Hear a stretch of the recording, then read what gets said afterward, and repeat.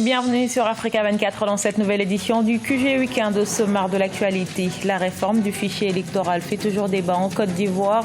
Ce dossier cristallise une partie des tensions entre le pouvoir et l'opposition avec en ligne de mire la présidentielle de 2020. La Banque centrale zambienne relève son taux directeur. Il s'élève désormais à 10,25%, soit 50 points de base. À travers cette décision, l'institution financière cherche à contrer les pressions inflationnistes. Et puis au Soudan du Sud, la dématérialisation des espaces civils se poursuit. C'est le cas à Kodok, ville située dans le nord-est du pays, où une école qui a servi de caserne aux groupes armés a été restituée aux populations. Mais tout d'abord au Bénin, les évêques plaident pour une réconciliation nationale lors d'une session plénière ordinaire de la conférence des évêques tenue du 21 au 23 mai. L'Église a proposé une offre de médiation. C'est la seconde proposition en moins d'un mois. L'épiscopat souhaite une médiation impartiale et œuvre pour le retour au bercail de tous les Béninois contraints à quitter le territoire national. L'opposition salue cette initiative. De son côté, les partis proches du pouvoir approuvent également la proposition. Ils estiment que l'épiscopat fait écho à la main tendue du chef de l'État, Patrice Talon. En Côte d'Ivoire, la polémique s'alimente encore autour de la réforme de la commission électorale indépendante. En effet, le gouvernement a entamé un dialogue politique en janvier 2019 avec les partis d'opposition et la société civile pour un consensus dans les réformes. Mais 5 mois après, on n'enregistre aucune véritable avancée dans le processus de refonte. Reportage à Abidjan de notre correspondant Oliva Diakoton. En Côte d'Ivoire, la société civile émet des réserves sur la forme des négociations pour la refonte de la commission électorale indépendante. Elle critique également les propositions du gouvernement suggérant 14 membres, dont des représentants de l'exécutif. Or, la Cour africaine des droits de l'homme et des peuples, à travers un arrêt en novembre 2016, a jugé partiale cette commission, surtout à cause de la présence des membres de l'administration. Le schéma de la société civile de l'opposition donne une place prépondérante à la société civile avec une place d'observateur, n'est-ce pas, des partis politiques. Je pense que c'est un schéma équilibré. On arrivera à la réforme de la CEI, peut-être pas dans le délai qu'on aurait souhaité, mais il faudra qu'on ait. La Côte d'Ivoire a besoin d'une CEI consensuelle. Le gouvernement et les partis politiques, dont ceux de l'opposition, se retrouveront également ce 23 mai 2019 pour poursuivre les discussions autour de cette réforme après les rencontres de janvier et d'avril 2019 qui se sont soldées sans véritables avancées. Ce qu'on attend du gouvernement, c'est son arbitrage. Ce n'est pas son immixtion, ce n'est pas son implication, parce qu'on parle de commission indépendante. Nous allons aller jusqu'au bout, nous sommes des enfants de combat, nous allons lutter et nous allons nous faire entendre partout où il le faudra et donc faire aboutir les propositions des Ivoiriens. Alors que la société civile et l'opposition dénoncent le manque de chronogramme clair pour les discussions, une rencontre tripartite entre gouvernement, partis politiques et société civile est attendue prochainement. En République démocratique du Congo, la partie est du pays est secouée par une crise. Plusieurs groupes armés sévissent dans cette zone. Pour une sortie de crise, des députés provinciaux de la province du Sud Kivu à l'est de la RDC se disent prêts à dialoguer avec les forces démocratiques pour la libération du Rwanda. La commission défense et sécurité de l'Assemblée provinciale de la région entend envoyer une délégation à la rencontre des éléments du FDLR. Objectif affiché, trouver des mesures devant amener à sécuriser, à protéger efficacement la population de cette région.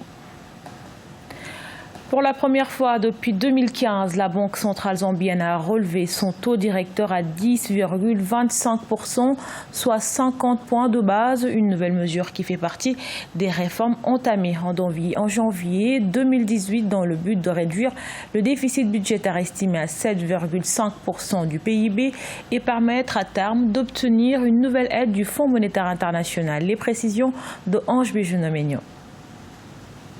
La Zambie continue d'appliquer des mesures d'austérité pour alléger le poids de sa dette publique.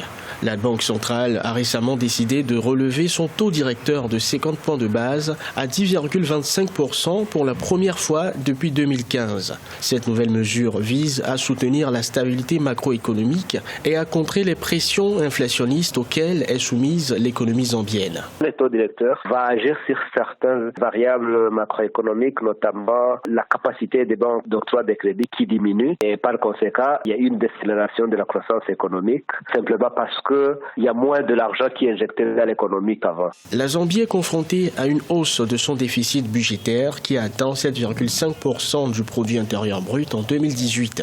Pour obtenir une aide du Fonds monétaire international, le pays essaye de réduire le poids de sa dette publique qui a atteint 10,05 milliards de dollars fin 2018. Je dirais que c'est une politique intermédiaire pour faire face à la situation actuelle qui est liée à des agrégats hors contrôle du gouvernement, parce que si c'est le prix du cuivre, c'est pas le gouvernement qui contrôle le marché mondial du cuivre. Donc ça, c'est une politique que je dirais intermédiaire pour faire face à la situation actuelle. Les perspectives à moyen terme sont bonnes pour la Zambie, avec une croissance qui devrait atteindre 4,2% en 2019 et 4,3% en 2020. L'amélioration de la soutenabilité de la dette devrait rester une priorité majeure à moyen terme. Au Soudan du Sud, alors que les protagonistes de la crise s'emploient à former un gouvernement de transition, la dématérialisation des espaces civils se poursuit, une étape essentielle pour créer un environnement propice à un retour volontaire des civils dans leur foyer. C'est ainsi qu'un accord a été signé ce vendredi 24 mai à Kodok, dans le nord-est du pays. Cet accord a permis la restitution d'un bâtiment scolaire à un usage civil après avoir servi de caserne à différents groupes armés au cours des 5 dernières années. On écoute à ce propos le général Akol, major commandant du SSPDF. Nous ne voulons pas faire cela dans l'obscurité parce que nous voulons dire au monde, à la région, que nous sommes pour la paix et que nous quittons l'école car notre présence à l'école ici donne beaucoup d'excuses, même aux donateurs. Si vous parlez d'éducation, ils disent non. Les écoles sont occupées par des soldats. Satisfaction également du côté de la population. Le ministre de l'Éducation parle d'un grand jour pour les enfants de la région. Je vous propose d'écouter James Luania. Ce jour est un jour historique. Nous attendions ce jour depuis le début de l'année scolaire. Comme vous le savez, l'école était une caserne armée depuis 2013 en fonction de qui contrôlait la région, les rebelles ou le gouvernement. Nous avons donc maintenant remis l'école et les installations ont besoin de beaucoup de choses.